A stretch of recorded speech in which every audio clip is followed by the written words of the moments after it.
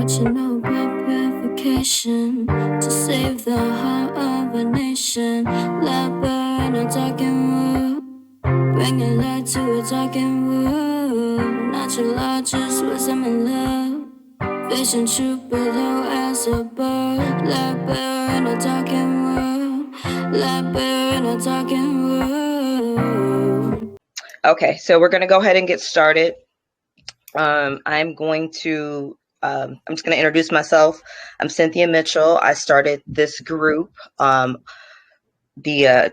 present natural law to people. The premise of it, based on the current societal situation, is kind of obvious that something has gone very wrong. So I was introduced to the concept of natural law through Mark Passio, who I highly recommend you checking out his website, podcast, and videos, because he is very knowledgeable. He goes very much in depth into this particular topic. This will be a much more broad kind of introduction into the topic. And there's also lots of resources for books and videos and things like that on the Affirm Life Daily website / the Natural Law page. But I'm going to go ahead and get started. This presentation is going to be on love and truth are synonymous terms. So I will cover what is natural law, what is a right, what is truth, and what is love. So I will be sharing my screen momentarily, and then if you have questions, just go ahead and ask, and then I will answer them. If it's something that will be more in depth, we can answer it after. You can reach out to me after. Okay, so this again is just the introductory slide, and I'll be presenting the first half. My brother Steve will be presenting the second half, which will be talking about your rights within the current system that we have so that you can have more freedom within our current limited system of freedoms. So what is natural law? Natural law is the inherent, unchangeable, immutable law of the universe. It is not man-made law, so it has nothing to do with any laws or the current government or anything to do with anything man-made. These are the laws of the universe, which are immutable and totally unchangeable. Natural law is based on respecting the freedom, sovereignty, and rights of every individual. You can never have true freedom without morality. So morality is kind of built into following natural law. The more you get away from natural law, the more immoral your society will automatically become. Rights are not granted by government or authority, but given by the universe or God. I will use those terms interchangeably. This is why government is immoral by nature. The very essence of government is immoral, because you cannot grant what is not already inherently yours. So how can I grant you the right to have authority over something or another person if I don't have that right to have authority over another person? No one does, because that goes against natural law. So government, police, military, all those things are inherently immoral and inherently go against natural law, because it's never your right to infringe on another person's freedom, and no one else can give you that right to infringe on another person's freedom, no matter how many people are cooperating with it or say, yeah, it's fine. If it's 1,000 people and 999 of them say it's fine, it still goes against natural law. Society will always move towards destruction, loss of freedom, chaos, evil, and immorality when we move away from natural law. So natural law is based on rights and respecting other people's rights. So what is a right? Your rights include everything that does not cause harm to another or is stealing from another. So you have the right. You're born free. You're just happen to be born into a system which takes away all of your inherent freedoms, but you are born free. So your rights, you have a right to do anything that does not cause harm to another or is stealing from another. That is your birthright. All rights come down to property rights. This includes physical property, physical well-being, sexual contact. So you don't steal someone's stuff from their house. You don't hurt someone because that's stealing their well-being. You don't rape someone because that's stealing That's stealing sexual contact from that person. Lying to someone about anything that affects their ability to discern the truth is also a violation of rights, because you've stolen my ability to know what's true. And when I'm talking about lying, I'm not talking about, telling your friend her dress is cute and it's, maybe not that cute. I'm talking about lies that have an impact on someone's well-being. So, for example, if a pharmaceutical company tells you that medicine is safe and they know it's not safe, that is an absolute violation of your rights, because you have the right to make a decision based on true information. If it's not true information, how can you make an informed decision? So these are the principles of natural law that are on the Affirm Life Daily website. These are the principles that there's 7 basic principles. Like if you just look up natural law, that's what you'll see. But I kind of expanded up on them to make it, to dive a little deeper and to make it more understandable for people that are not familiar with natural law. I've spent hours and hours and hours studying this, and a lot of people are just being introduced to this idea, so I thought breaking it down further would help. I'm not going to read all of these. They are on the Affirm Life Daily website on the natural law page. And what I'm going to do for each meetup is I'm just going to go through these one by one. So this is meetup 1, so I'm going over love and truth are synonymous terms. So what is love?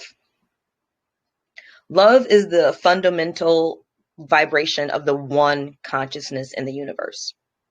So you can kind of think of truth in the way that they go together. Truth is like the sound of love's vibration.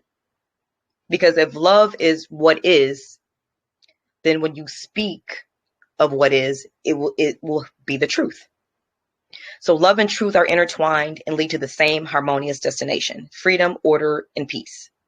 When you deny truth, you move away from love. You move away from nature. You move away from the one consciousness. Anytime you deny truth, anytime, no matter what the reason is. So I put a quote on here from the gentleman I mentioned earlier, Mark Passio, about love. I thought it was a really good quote.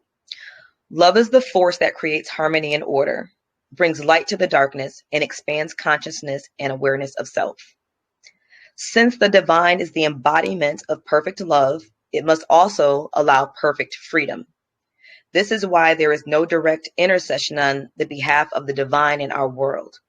The will of the divine for us is no different than our own will for us. Whatever we wish to create is allowed by the divine.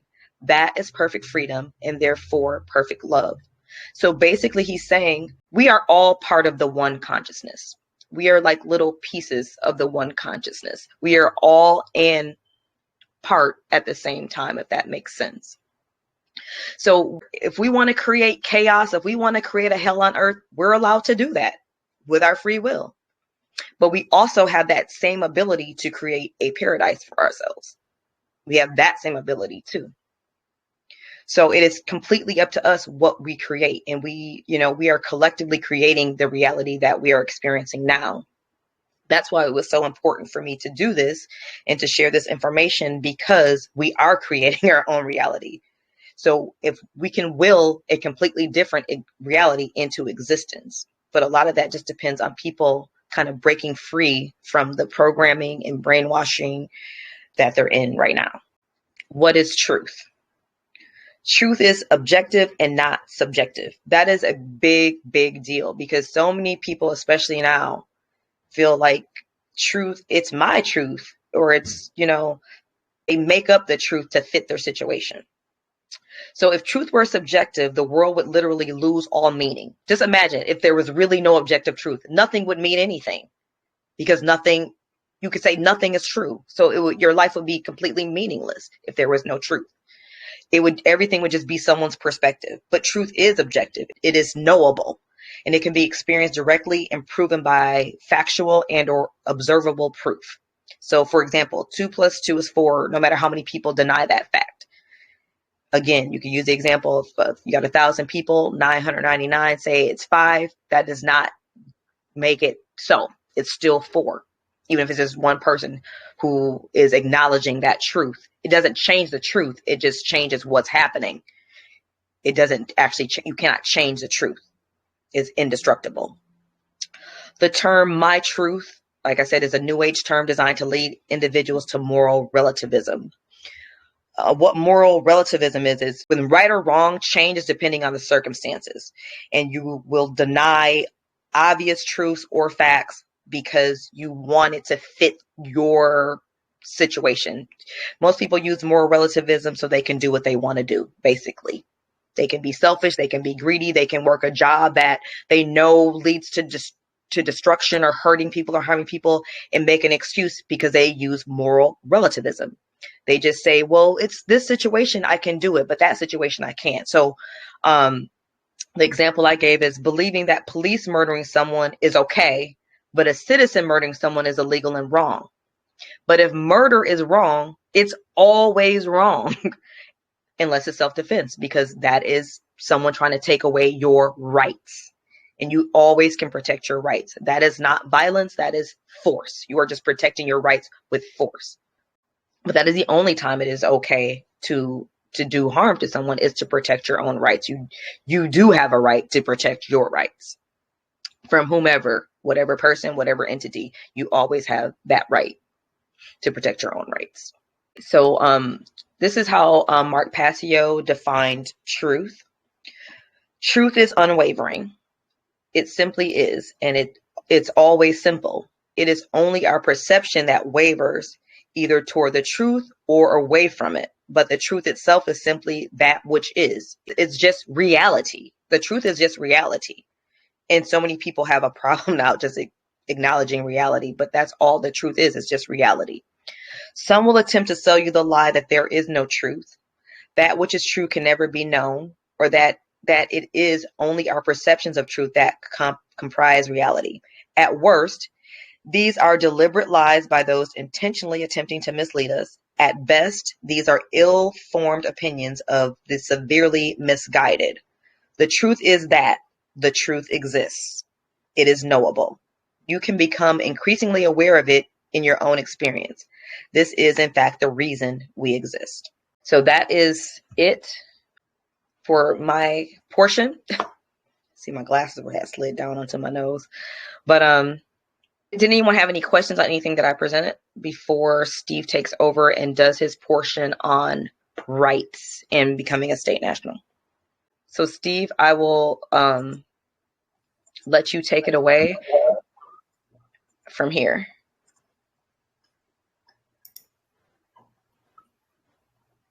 Okay, good evening, everyone. Can everybody see me? Is my camera on? Yeah. Okay. Yeah, I'm Steve Phillips. I'm Cindy's brother.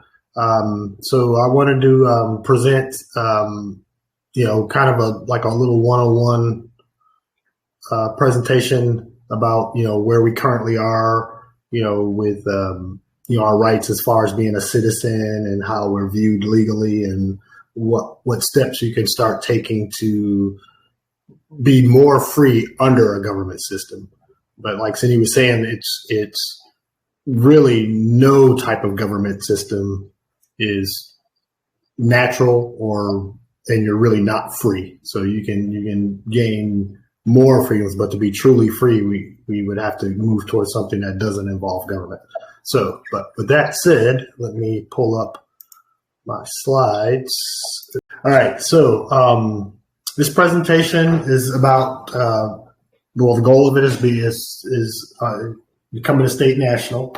So the first thing I posed was, what do you view yourself as? Do you think you're a citizen? Do you think you're a person or a corporate entity? And really the answer is all of the above. So, according to the 14th Amendment, you are a citizen and a person. And legally, when they use the word person, like a common definition you and I would think of is a human being, like, an individual. But technically, person legally means persona. So that is like when you see your name in all caps. If you look at any ID, you look at your mail, it's almost always in all caps. That is a corporate entity persona of you, the human. And that's how the government deals with you on pretty much every level, driver's license, you look at anything, passport, you look at any document, that's how you are going to be referred. So that persona is legally considered a dead entity. So the way they get around without seeing you as a living soul, which is, addressed in the Constitution, Bill of Rights, all our founding documents, is they view you as a dead entity, assumed lost at sea. And we'll go into how they came to that conclusion a little bit later. But the point that Cindy made, you were born, a man or a woman, a living soul, and they don't use words like person or citizen in our founding documents. It's always people. They just say people, we the people.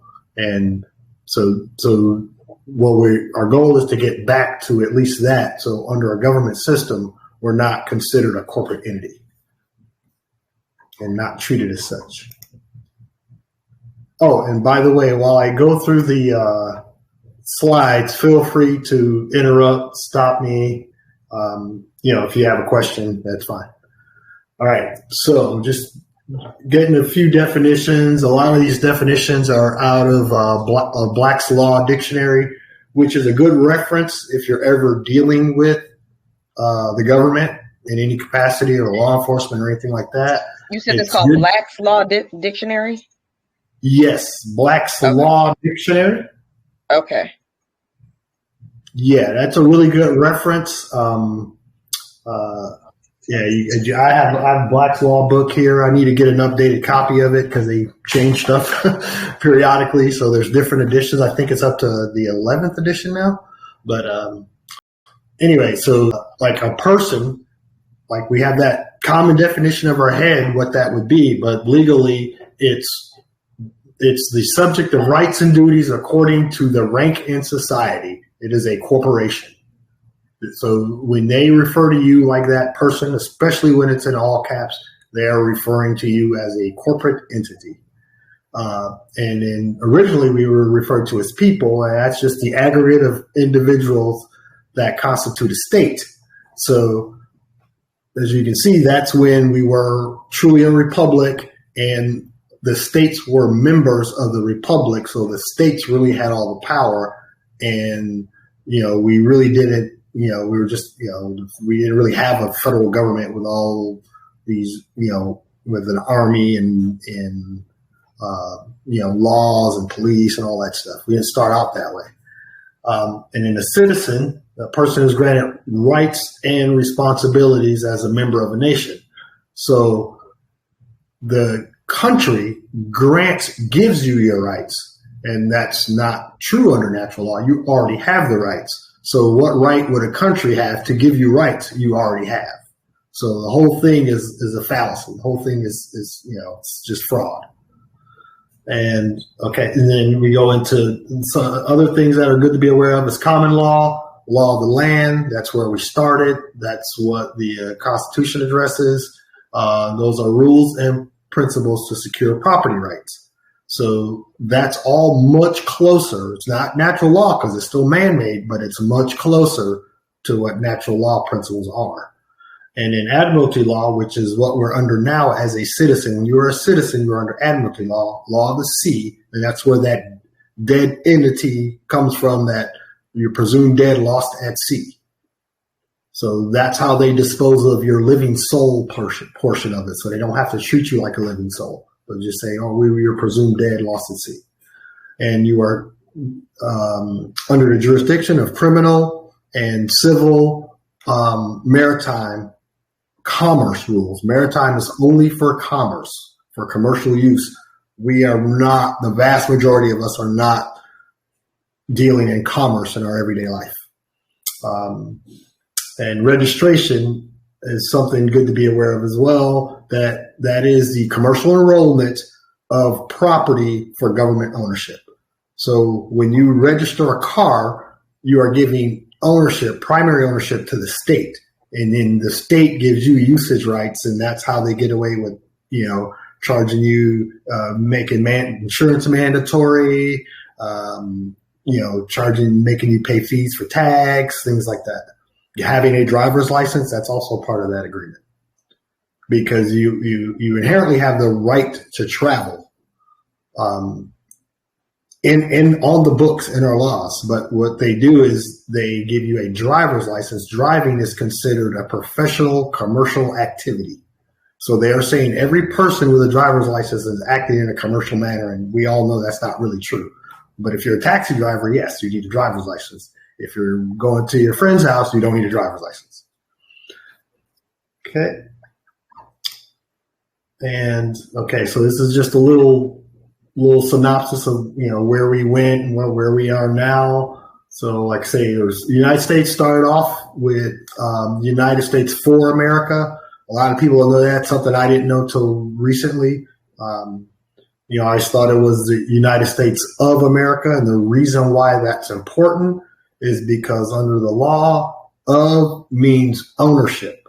So that's why all the states are no longer it's not Florida state, it's the state of Florida. All the states have moved to that because they're all corporations now. So the entire U.S., all the member states, all of the cities, all the major cities, well, probably all the cities, all the counties, they're all incorporated under that federal corporate structure of the United States.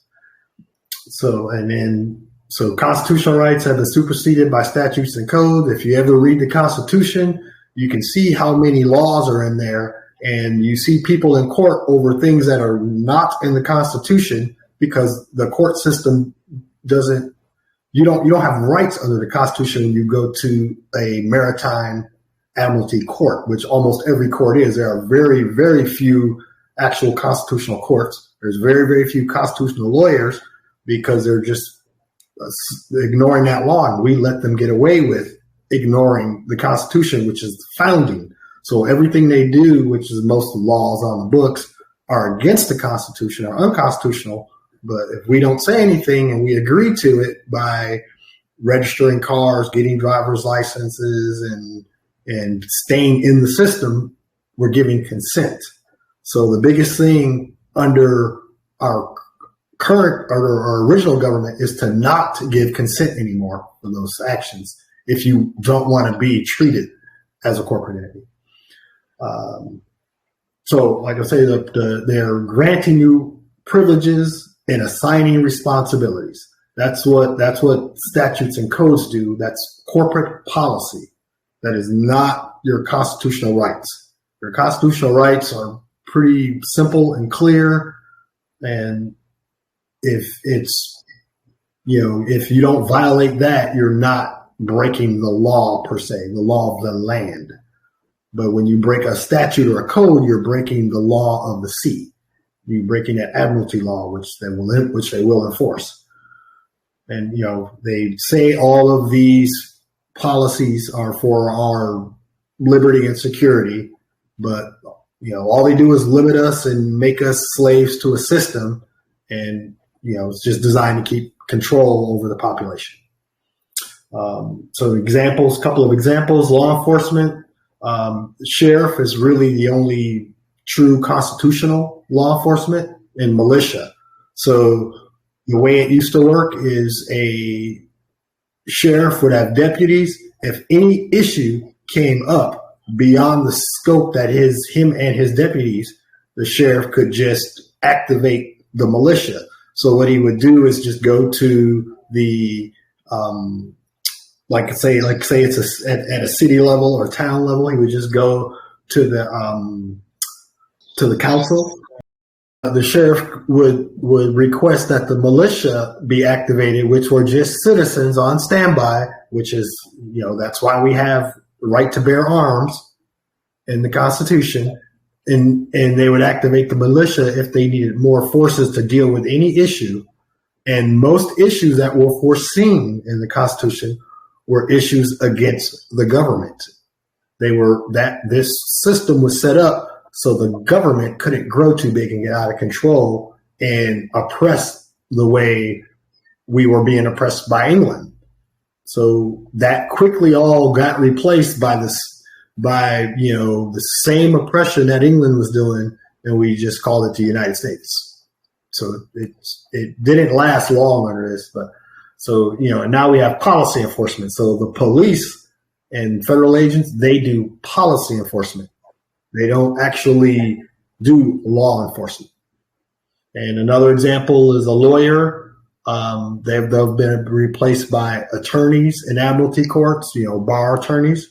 And I've seen tons of, testimony videos that people that's went into court, and some will challenge the judge and ask the judge directly, can I have a constitutional lawyer represent me? And the judge will say no, because that's not allowed in an admiralty court. It has to be a bar attorney. And they're not loyal to you, they're loyal to the system. So they're not going to have your best interest at heart if that's their oath is to the legal system, not to you. Okay, so then we have, like a comparison of a citizen and a state national. Okay, so the U.S. citizen, I think we kind of went over this, but U.S. citizen is corporate entity, dead vessel, presumed lost at sea, subject to admiralty law, legislative statute, codes, and ordinance and commerce. A state national is a human being subject to common law.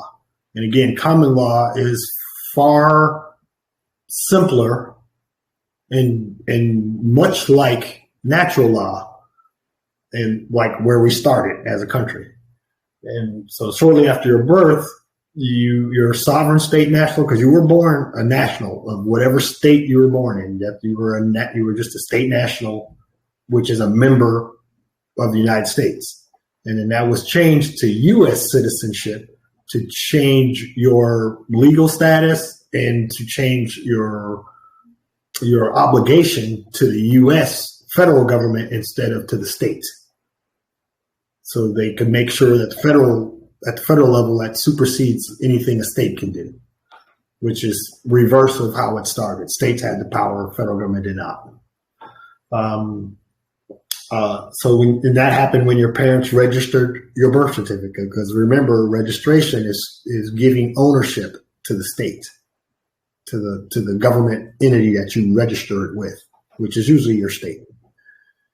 And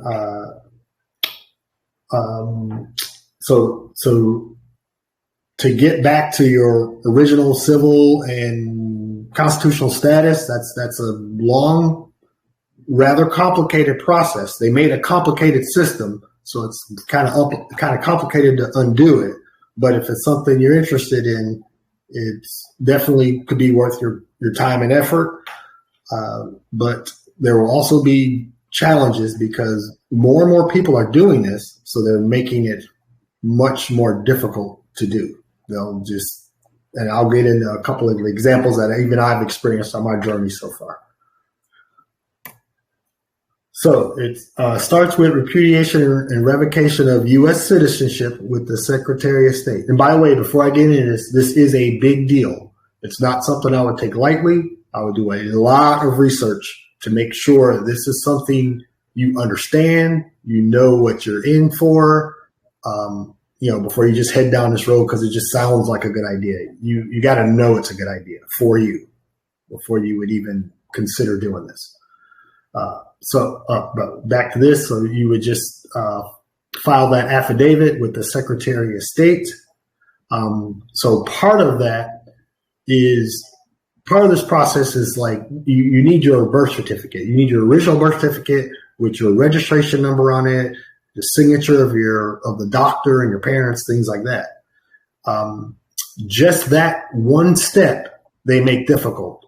Most states won't issue a birth certificate like that. If you ask for a record of your live birth, most states nowadays are just going to send you a computer-generated document that has what they consider the pertinent information from your birth, no signatures of any kind on it.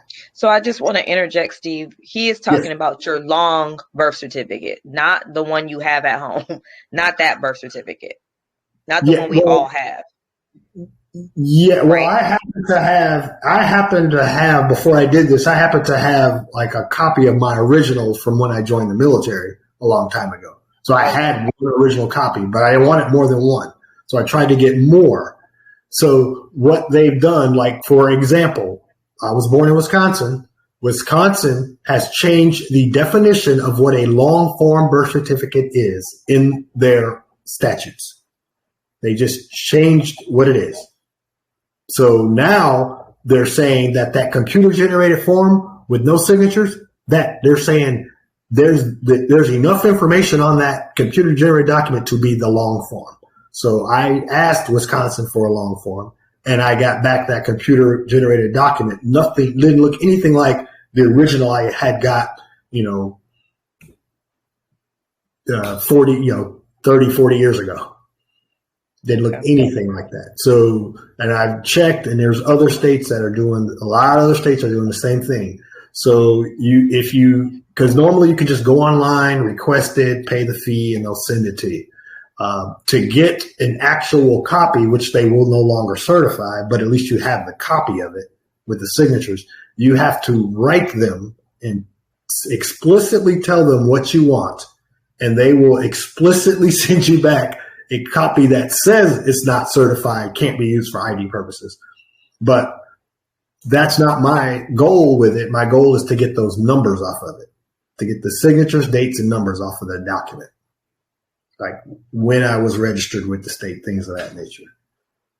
What my registration number is under my birth.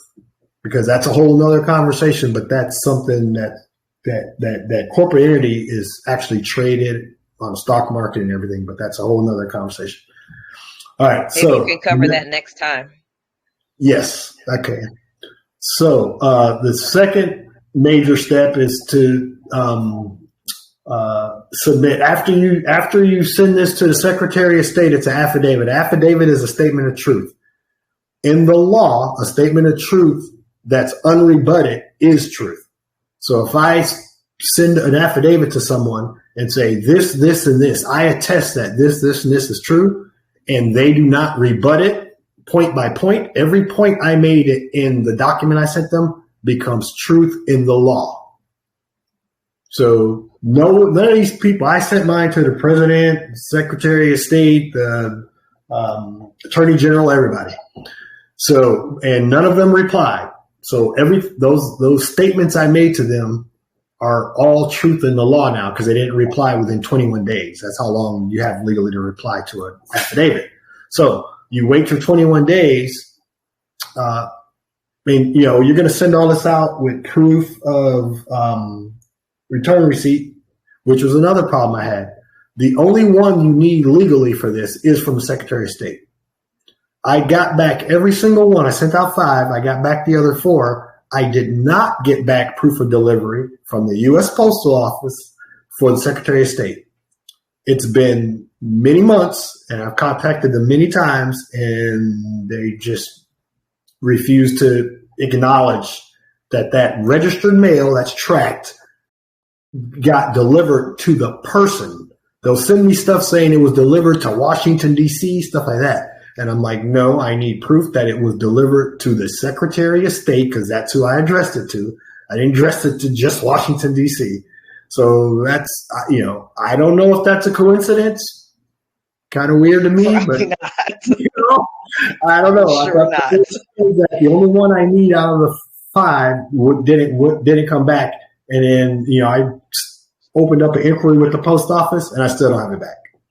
So, but I'm not, I'm going to move on because there's another way I can get around that, but they don't know that. So I'm still going to make them life difficult for them. And every time they try to close it, I just reopen it and say, yep, I asked for this information on confirmation of delivery of a registered mail. You need to do an inquiry. I'll just keep making them do it.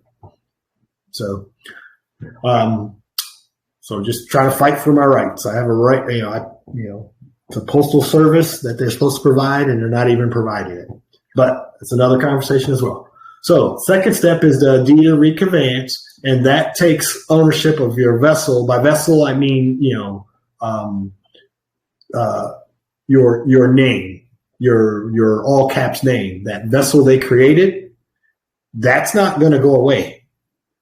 But you can take control of it, and because the government owns that vessel. You can do a deed of reconveyance and reassign that vessel back to yourself, to your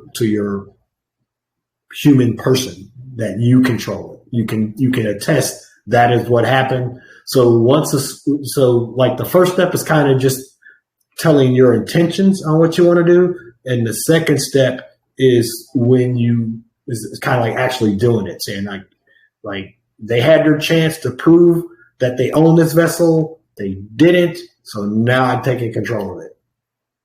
And then once you get that document, that deed of reconveyance notarized, now and you record those documents, that is the point where you are officially a state national. And that's not really going to mean anything to you or to anybody else at that given time. So the next step is to get a new passport. I don't know if you guys got a passport. You might want to look at the first page of a passport. The first page of a passport refers to citizen/national. I've never questioned that in all the years I've had a passport, but that is referring to the state national. So passports are for both statuses. So but the barcode on a passport says which one you are. The passport does not state that in text, but your barcode does. So if anybody scans your passport, they know if you're a U.S. citizen or an American state national. It'll say the difference. So you get that new passport, and that can be your primary identification. Like if you don't want to use because it's not like you throw your driver's license in the trash. You could, but you don't have to. You can keep it. You just don't use it. You just don't take it with you. And they also issue passports with passport cards that are small, look like driver's license. So that's something that I would probably get as well. And you can use that as your primary form. So if a law enforcement officer scans it, he's going to know you're different. He's not, he's still going to try to entrap you into their rules, but you got a pretty easy get out of jail free card at that point if he stops you for anything that's not a violation of common law. And most cops, well, I don't know most, they're starting to learn, but a lot of cops wouldn't even know what that meant. But since they're running into people like this more often, they're starting to train them like, we can't have people in open court presenting this because it becomes public information, and they don't want that to be public information. So they prefer to just let you go on your way than make a scene with you, because they will end up losing on the back end. It'll inconvenience you, but it also inconveniences them because, like I say, those stories are getting out and they just don't want to deal with it. That's what I've been hearing lately is, so more cops are starting to learn how to deal with that status. And so some like two big things. So at that point, once you're there, you've taken dominion over your persona, over yourself. And then two other things big, like, real estate, you buy some land, you buy a house, whatever. The state will always hold the land patent, and just buying a house itself is fraud, because that should be automatic, where if you pay the money, you get the land patent. But they make it sound like they won't even tell you that's an option. They'll just say, they'll just push you on through, say, here's your certificate of title. And they'll just say, that's the way people buy houses. That is not the way you're supposed to buy a house. You're supposed to buy a house, you're supposed to get the land patent. You can do it later. So that's, one good thing. And I'm pretty sure you can get a land patent without being a state national. Even as a citizen, I think you can still get a land patent. So that's something that you might want to look into if you own property. Would highly encourage that. Vehicles. Now, vehicles are different, because vehicles, when you get driver's license and all that, you are agreeing to their rules explicitly. So I think I don't think it will help you to get, well, it could, but I don't know if you can get the manufacturer certificate of origin if you're a citizen. I'm not sure. And I haven't looked into that yet, but I did look into it for land patents, and you can't do that. So, but it's something you want to do because you have a certificate of title. It's the same thing. That certificate of title allows you to use the vehicle, and the state owns the vehicle. That's why they can repossess it. Like if you don't pay for your registration, they can take your car. If you have the manufacturer's certificate of origin and you're not under their rules, you're not claiming a driver's license, then they can never touch your property. It's like, and of course, along with all this stuff, any property or trusts from a legal standpoint, anything in a trust, like a land patent, is a special type of trust. So that's why it protects you from, that's why it can declare you as a true owner. Nobody can go after it. Same thing with vehicles. So that's all I have. Does anybody have any questions? Doesn't look like it, but that was some really good information. Thank you so much. So our plan, like I said, is to go through all the various natural law principles that I put up earlier. And with each meetup that we have, we'll cover both rights and natural law. So our goal is to do one a month. We'll, send out everything through Meetup. And this is recorded, so I will post this on Meetup. I can email it directly to anyone who wants it emailed. Just let me know. But I did record this entire presentation, and I'll record all of them going forward. We'll probably switch it up a little bit next time. He can present the rights first, and then I'll do natural law second. But I definitely appreciate your time, everyone. Thank you so much. This is really important to me, and it's important for the world, really, because obviously we're in a whole mess right now. So there's a quote, I can't think of the exact quote right now, but just saying that, having knowledge or knowing and not doing anything is the same as not knowing. You really don't know if you're not doing anything. This is the point of the game where everybody needs to be doing something. We really do. We need all hands on deck right now because the ship is sinking fast. So again, I appreciate your time. Everyone have a wonderful night, and God bless.